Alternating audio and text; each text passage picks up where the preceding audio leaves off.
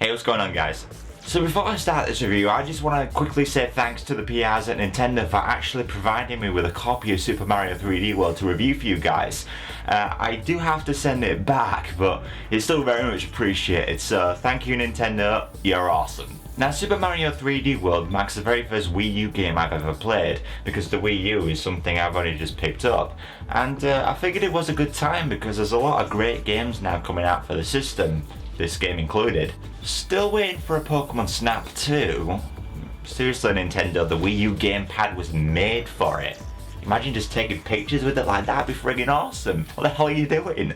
But anyway, back to Mario. Now, Mario games have been very synonymous with quality lately, as I can't really remember the last time a bad Mario game came out. And I'm pleased to report that Super Mario 3D World continues that streak of quality. 3D World is a sequel to the 3DS game 3D Land. And it's kind of difficult to explain what kind of Mario games these are, so I'll explain it like this. You've got 2D Mario games, a la Super Mario Bros. You've got 3D Mario games, a la Super Mario 64. And then you've got 3D Land and World, which kind of fall in the middle. They're almost kind of isometric. They take a more aerial view of Mario, and the goal, like any other 2D Mario platformer, is to reach the flagpole at the end of each level. But there are certain things that make this Mario outing a bit different. For starters, there's 4 playable characters, Mario, Luigi, Toad and Peach. And I'm super grateful Peach is a playable character here, because A, her ability to float is super handy, B, this means the 4th player doesn't have to play as another Toad with a different colour like in the new Super Mario Bros. Game for the Wii, and C, because Peach is a playable character, she can't get kidnapped by Bowser. So I was thinking, wow, they could really do something different with the story here. Peach can't get kidnapped, so Bowser will have to think of something else. This could really open up the possibilities of a core Mario title having an intriguing plotline. So, what does Bowser do different then? He finds a bunch of weird pixie-like things and kidnaps them instead. Come on!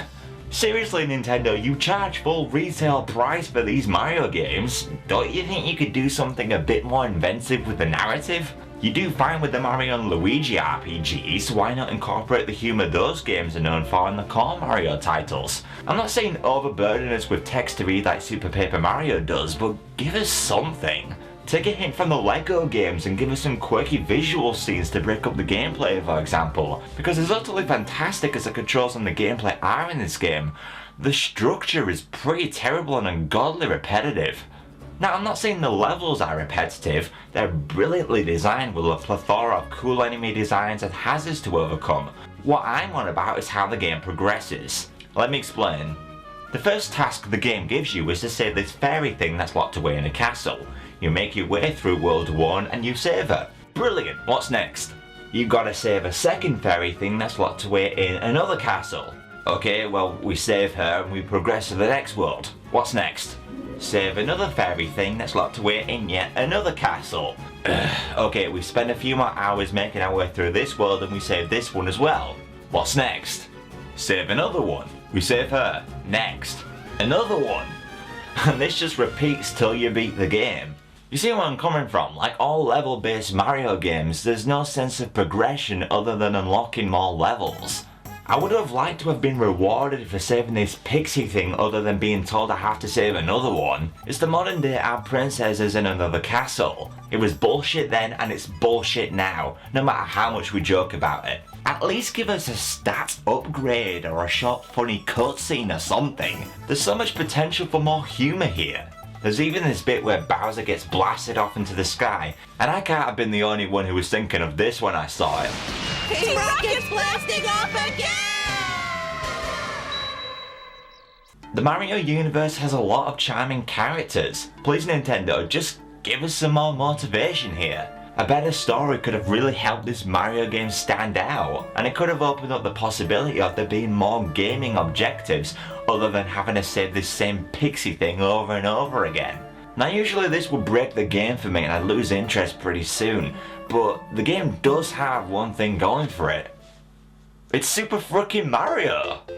Mario games have always been as fun as hell to play, bar a few examples, and 3D World brings just enough new to the table to keep things fresh. Probably most noteworthy is the new catsuit power-up, and for some reason, Nintendo went out of their way to make sure you know about it. It's on the box art, the logo incorporates a cattail and a paw.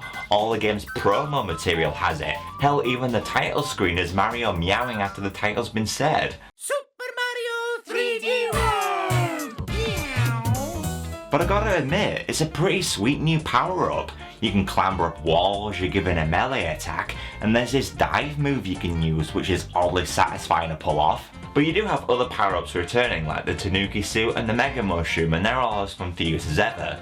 There's also a Boomerang suit and a power-up which multiplies who you're playing as. Didn't really care for this power-up honestly though, as getting all the character copies to work in unison was a bit of a pain, but more power-ups is always better in my opinion. I always look forward to see what each new game has to offer in terms of them. Now Mario games are known for their tight controls, and this game doesn't disappoint in this regard. There is however one problem, and that concerns depth judgment. Landing a jump exactly where you want is a little more difficult on a 3D game, especially in one with limited camera controls, and the further Mario is away from the camera, the more troublesome it gets. This is unfortunately an inevitable problem in a game like this, and I think it's been handled as well as it could have. As I progressed, I did get better at judging where I was going to land, so it's really not that big a deal, though it does make projectile-based power-ups hard to aim correctly. The Fire Flower is a bitch to use in 3D.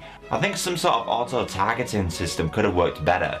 Getting a fireball to go exactly where I wanted was pretty difficult and fidgety. Now in terms of difficulty, I would say that for casual gamers it's really not that bad, but the challenge is there for the core gamer.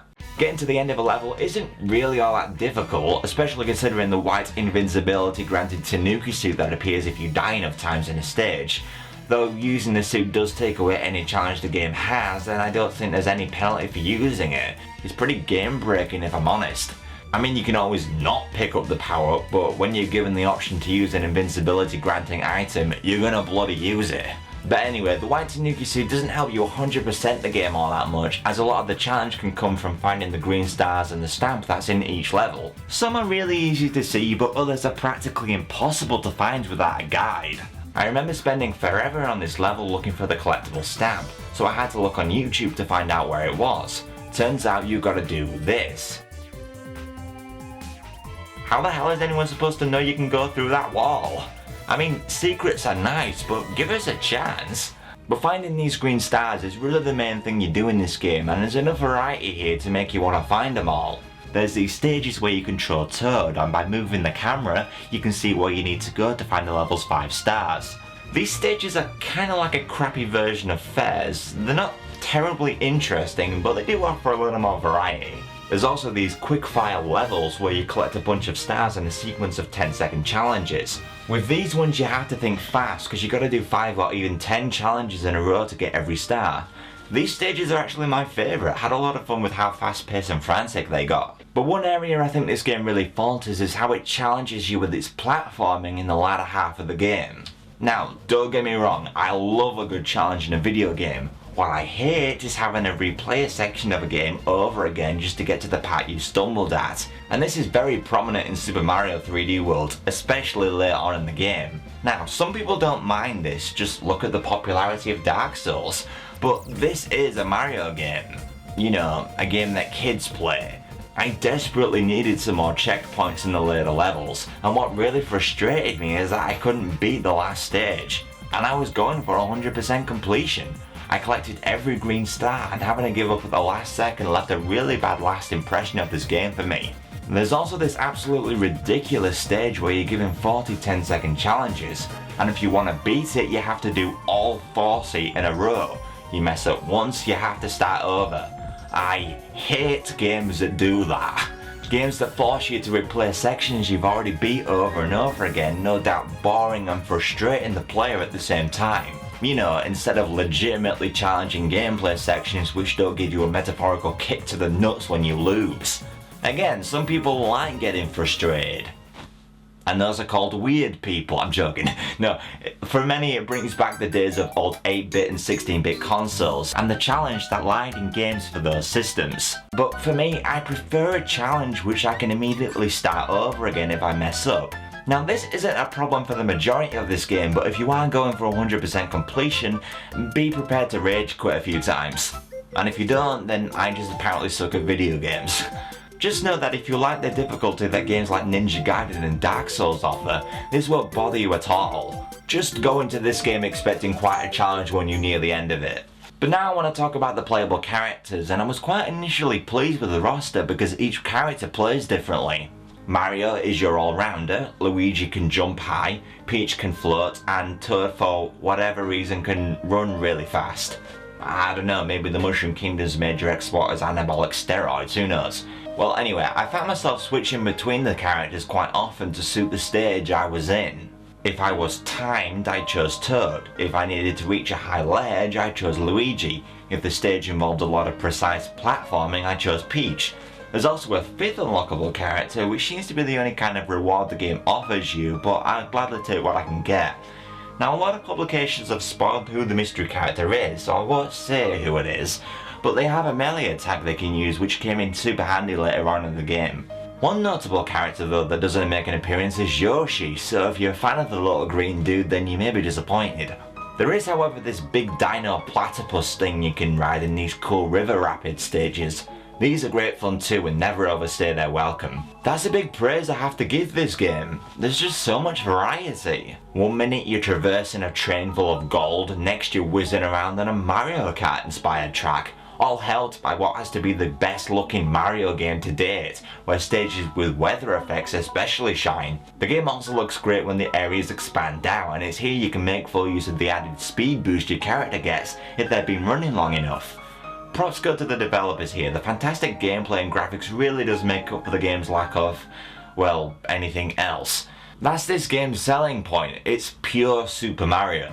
All you're getting here is a tight and extremely fun gaming experience with practically no narrative, which is ironically the exact opposite to the last game I reviewed. But for me, nothing but solid platforming doesn't keep my interest for how many hours it takes to beat this game. Now for me, in the next 3D Mario game, I'd like to see the following. 1. A compelling and funny story to complement the excellent gameplay. 2. Better rewards such as stat upgrades or more unlockable characters to keep things interesting. And 3. More checkpoints so I don't have to play the same sections of a game over and over again. But that's just me. You may think that incorporating those ideas is the absolute worst thing Mario can do, and if you think that, I totally understand. Because I think a lot of gamers will absolutely adore this game and would easily give it a 10 out of 10. But I'm going to give Super Mario 3D World an 8. It's 3D Mario as you know and love, but given how little the series has innovated lately and how incredibly frustrated I got in my last moments of this game, meant I couldn't give it a higher score. Many are saying that Super Mario 3D World finally gives gamers a reason to own a Wii U. And if you ever felt the same way about a previous Mario game in relation to the console it was on, then you'll probably agree with them.